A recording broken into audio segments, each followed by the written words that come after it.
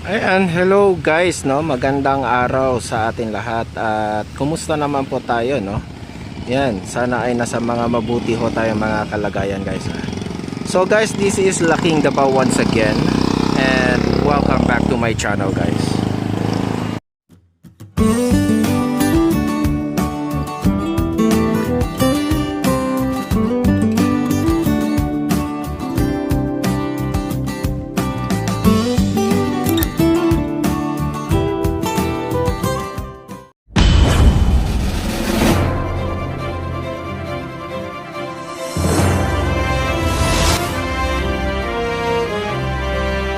Ayan guys, no, magandang araw sa inyo, no. We are here in F. Torres Street, guys, no. At ito ang isa sa mga unang binalikan natin dito sa Davao, no. This year 2024, itong ginagawang Lander Superstore Davao, guys. Ayan. Ayan guys, no, kasi ito yung mga first vlogs natin na gagawin, guys, is pupuntahan natin yung mga magbubukas rin ngayong taon na ito, no. Ito at isa ito sa expected to be finished in this quarter, no, first quarter of the 2024, guys, no. Actually mabilis kasi yung huling vlog natin dito, guys, kakaumpisa pa lang nila maglagay nitong mga parang bars, no. Doon pa lang sila na area. Ngayon nandito na sila mismo sa may area na ito. Ayan, ayan guys, ha. Ayan. So, ang laki talaga niya, guys, no? If you are really on this site, no, nasa site kayo, makikita nyo kung ganon kalaki itong Lander Superstore ng Davao, guys, no. Ayan. Parang biglang lumiit yung parking area niya, no. Ayan. Pero actually malaki-laki pa rin, no. Around siguro sa tingin ko mga nasa around 2,000 square meters pa yung parking area niya, guys, no. Ayan. Yan yung nakakakaba dito, guys, no. Baka expected natin since this road here is only 4 lanes, no. Ayan, 2 lane on each direction, no.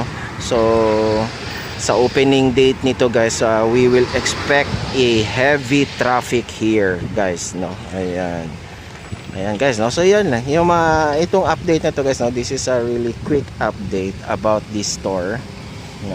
Ayan. Maglakad tayo. Laki na ng natatrabaho talaga nila, guys, no. Ayan. Ang bilis rin. Ayan yung sinasabi ko kasi, guys, kapag mga ganyan, guys, yung mga parang naka prefabricate na mga bars na yan, kasi siguro when the time na gina-clearing pa lang tong itong area na ito, ginagawa na yung mga i-install for installation na na bars. Ayan. Kaya when the time that okay na yung foundation and ganon, mabilis na lang, no, kabit-kabit na lang. Ayan. Yan yung mga new style of construction nowadays, guys, no. And they say na mas matibay daw yan, guys, no. It's more earthquake proof yung mga ganyan, no. Ayan.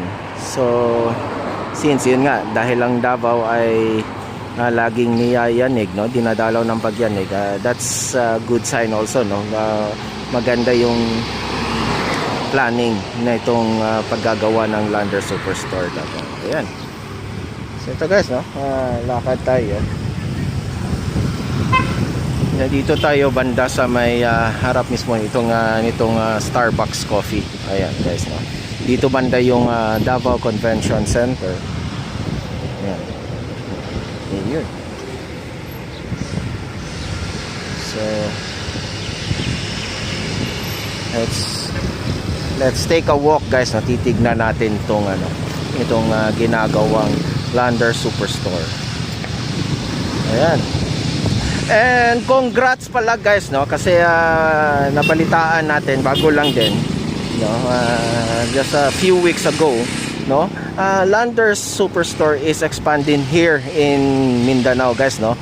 And actually they will rise in Zamboanga City, guys, no. Ayan, congrats sa Zamboangueños, guys, no. Magkakaroon na rin kayo ng Lander Superstore. Ayan, no. It's good thing, guys, no, na this kind of itong mga investors nito are really looking up about Mindanao. Malaki naman kasi talaga ang potential ng Mindanao, guys, no. It was just nasira lang kasi talaga before Mindanao because of the insurgencies, no. Ayan, medyo takot nga talaga yung iba na mag-invest. Ayan. So hanap tayo ng konting lilim, guys. Ayan.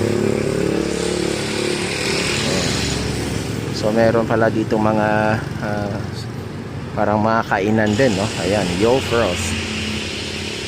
Ito, guys, no.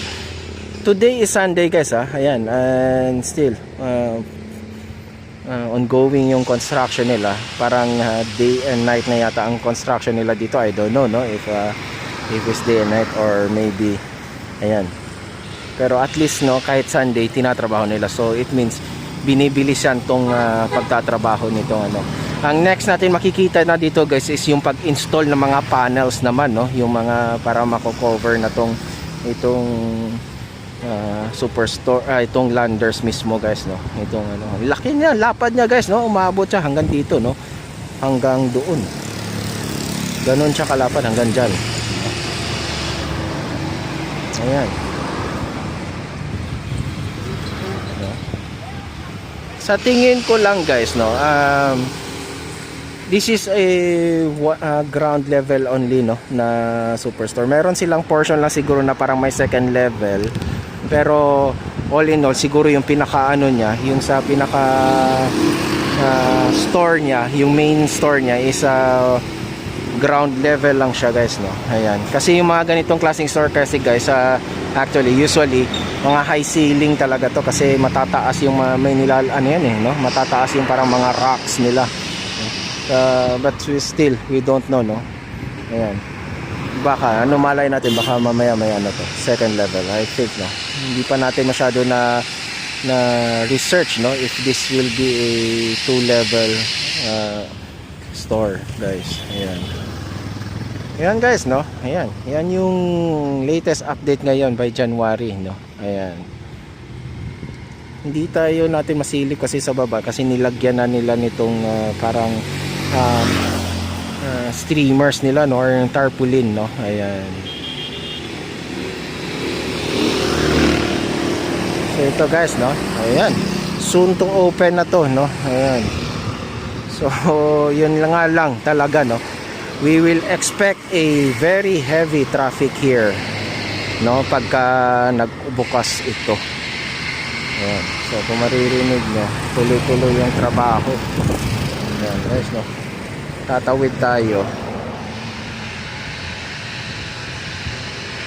Sakaling makita natin, masilip natin, Actually, makikita natin dito, no. Tuloy-tuloy yung trabaho sa loob, guys.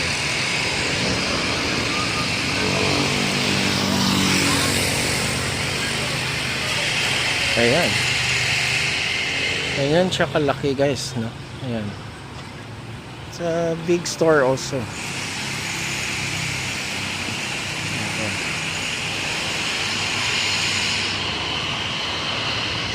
Ayan, no, sa loob, ayan, medyo masisilip natin konti.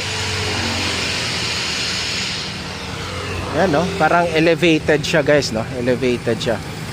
Naka-prepare sila dito sa in possible of no, pagka nagbaha para hindi abutin doon sa loob.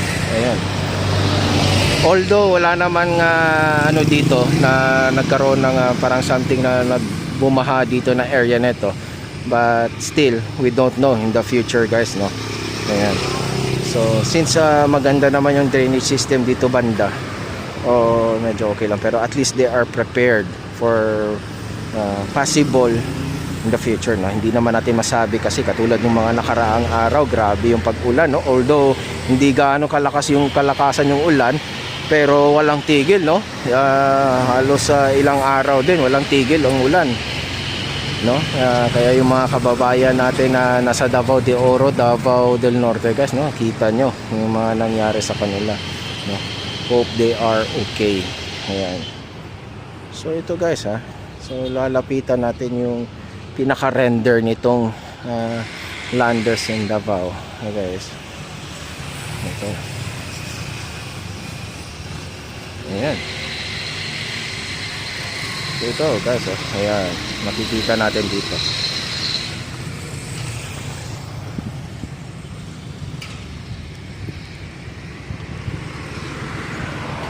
Possible talaga guys, no? This will be a ground level lang, no? Ayan. High ceiling lang talaga sila. No, ayan. Yun yung naano ko dito.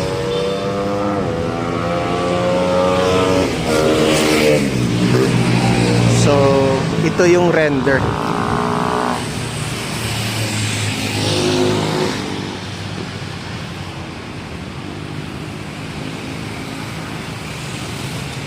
Ayan yung render niya guys. Lander Superstore, no? Ayan. So that's it guys, no? Pupuntahan natin na ano, yung bandang sa may car park area niya, no? I think this is one of the entrance, no?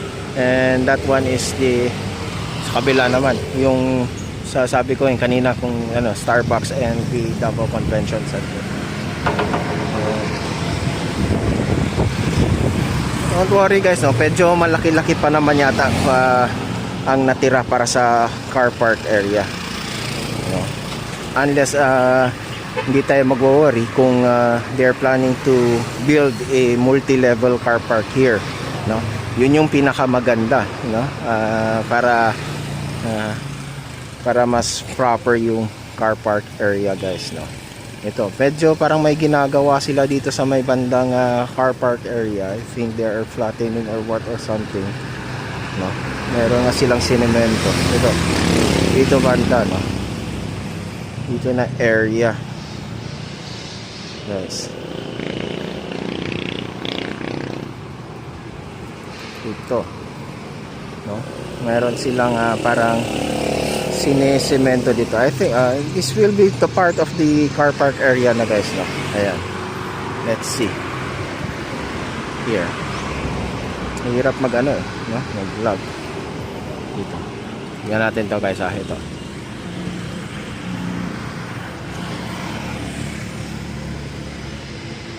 So hanggang doon yung car park nila guys, no? Ayan. Medyo malaki-laki pa, no? I think this is more than 2,000 square meters of car park area. Doon yung Landers banda. Ayan, yan banda yung Landers doon banda. So medyo I think they are prepared to more than 500 car slots, I think, no?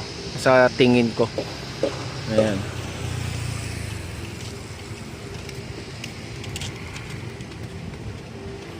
So yun guys, no, that will be our update of this ano. So balik tayo doon sa unang pwesto natin guys. Let's go. Ayan, so dito na lang tayo guys, no, kasi medyo mainit doon na side eh, no? At least dito medyo malilim, may puno kasi malaki. Ayan, no, so that will be our update of this Lander Superstore Davao guys, no, as of January, no. So babalik-balikan natin tong project na ito para naman ay ma-update kayo, no, tungkol sa project na ito. Ayan guys, no. Sige, lipat na lang tayo doon banda sa side guys.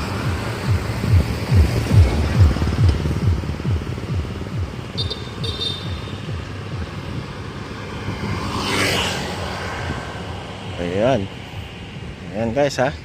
So guys, no, please, that's it only, no, for our update of this project, no. So please like and share the video guys, and sa mga hindi pa nakapag-subscribe sa akin guys, no, please do so. Subscribe na po kayo and hit nyo na rin yung notification bell para ma-notify kayo every time I will upload a video tungkol sa mga development na nangyayari dito in Metro Davao guys. Ayan. So yan, no, sa aking paalala sa inyo guys, ha, mag-iingat tayo sa ating mga pang-araw-araw na mga ginagawa dahil yung ating mga mahal sa buhay ay nag-aabang yan sa atin, no, hanggang tayo ay makauwi ng matiwasay. Okay? So that's it guys, no. Thank you so much. God bless us all and adios.